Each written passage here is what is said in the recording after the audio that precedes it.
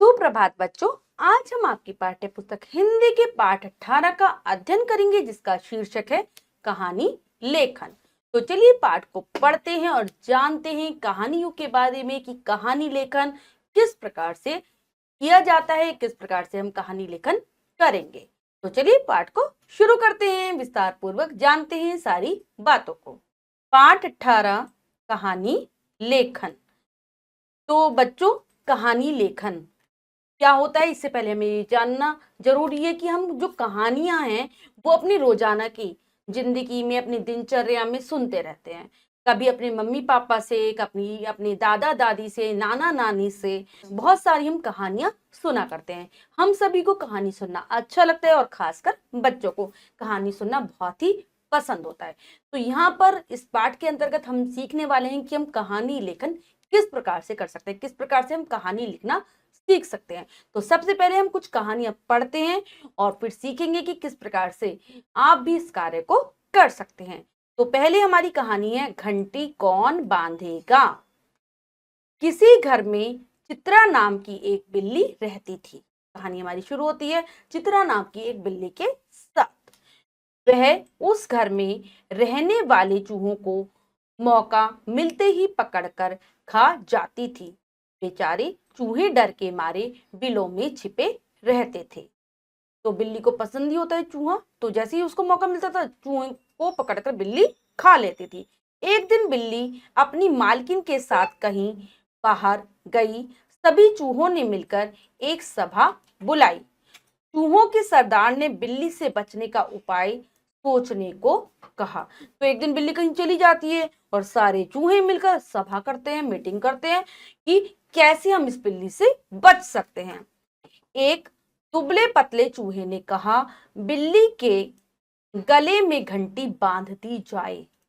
जब वह आएगी तो घंटी बज उठेगी और सभी चूहों को बचकर छिपने का मौका मिल जाएगा। ये एक सुझाव दिया एक चूहे ने।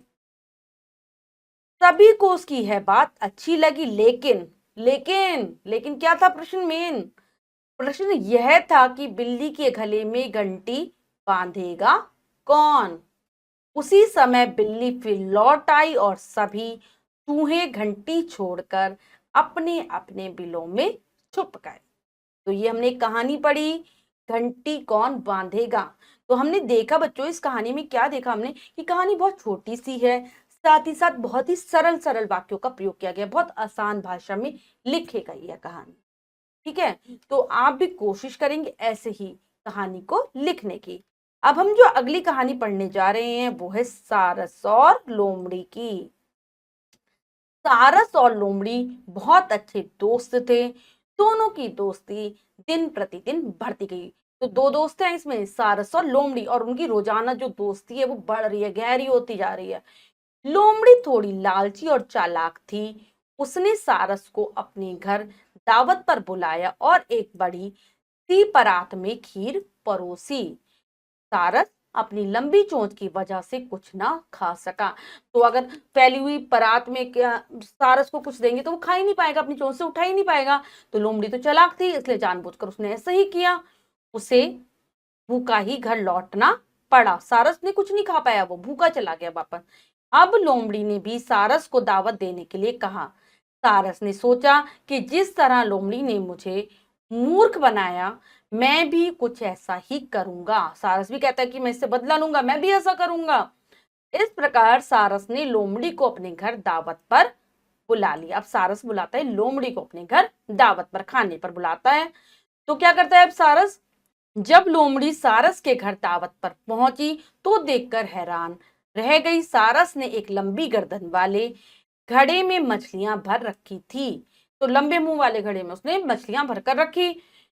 सारस ने अपनी लंबी चोंच उसमें डाली और सारी मछलियां खा गया।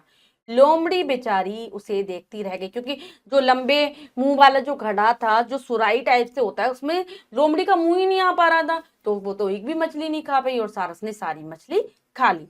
तो बच्चों, इस कहानी से हमें एक शिक्षा मिल रही है, वो क्या है? इसे कहते हैं जैसे को तैसा। जैसा सारस ने जैसा लोमड़ी ने सारस के साथ व्यवहार किया, वैसा ही सारस ने लोमड़ी के साथ व्यवहार किया। तो बच्चों, हमने कहानियों को पढ़ लिया है और सीख लिया है कि किस प्रकार से हम कहानी लेखन करेंगे, छोटे छोटे वाक्यों का प्रयोग और एकदम सरल भाषा, जिससे सब आसानी से समझ सके। साथ ही साथ जो हम लिख रहे हैं, जो भी हम शब्द लिख रहे हैं, उसकी वर्तनी शुद्ध होनी चाहिए, ठीक है, उसमें कोई गलती ना हो। तो अब हम पाठ का अभ्यास कार्य करते हैं, क्या पढ़ा क्या सीखा के अंतर्गत। तो इसमें क्या दिया हुआ है, नीचे दिए गए चित्रों की कहानी को समझिए और अपनी अभ्यास पुस्तिका में लिखकर कक्षा में सुनाइए।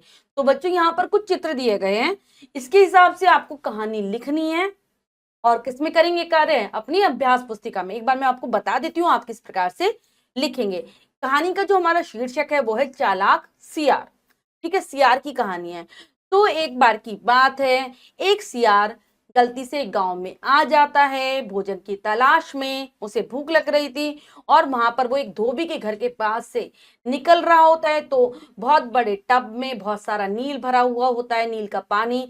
गलती से सियार उस पानी में गिर जाता है। ये आपको चित्र में दिखाई दे रहा है, ये सियार इस पानी में गिर गया नीले रंग के। तो सियार तो चालाक था, जब वो नीले रंग का हो जाता है तो वो सोचता है क्यों ना मैं जंगल में जाकर जानवरों को, यहाँ पर देखो जानवरों बैठे हैं, जानवरों को मूर्ख बनाऊं और अपने भोजन का प्रबंध ऐसे ही कर लूं। तो वो जंगल में जाता है, सब उसे देखकर डर जाते हैं। वो कहता है कि मैं तुम सबसे बड़ा जानवर हूं, तुम सबको मेरे लिए भोजन लेकर आना पड़ेगा। तो सब जानवर डर कर उसकी बात मान लेते हैं और सब उसके का कार्य करने के लिए तैयार हो जाते हैं। देखिए, सारे जानवर सियार की बात को मान रहे हैं।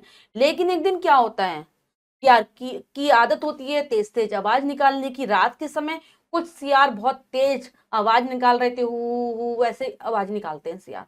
तो वो भी भूल जाता है कि वो तो दूसरा जानवर बना हुआ है जानवरों को डराने के लिए। वो भी उन सियारों के साथ मिलकर वैसे ही आवाज निकालने लगता है। तो जो जंगल के सारे जानवर है समझ जाते हैं ये तो सियार है, हमें मूर्ख बना रहा था ये, और वो सब मिलकर उसे मार देते हैं। तो इस कहानी से भी हमें यही शिक्षा मिल रही है कि हमें किसी को मूर्ख नहीं बनाना चाहिए, जैसी करनी वैसी भरनी। जैसा सियार ने जानवरों को मूर्ख बनाकर किया था, उसका उसे फल मिला। तो इसको आप लिख लेंगे, ठीक है। आप छोटे छोटे वाक्यों का प्रयोग करेंगे और बहुत सुंदर लिखने का प्रयास करेंगे। बार बार अभ्यास से आप भी कहानी लेखन में अभ्यस्त हो जाएंगे। तो बच्चों, आज हमने पाठ के माध्यम से दो दो कहानियों को पढ़ा और सीखा कि किस प्रकार से कहानी लेखन किया जाता है।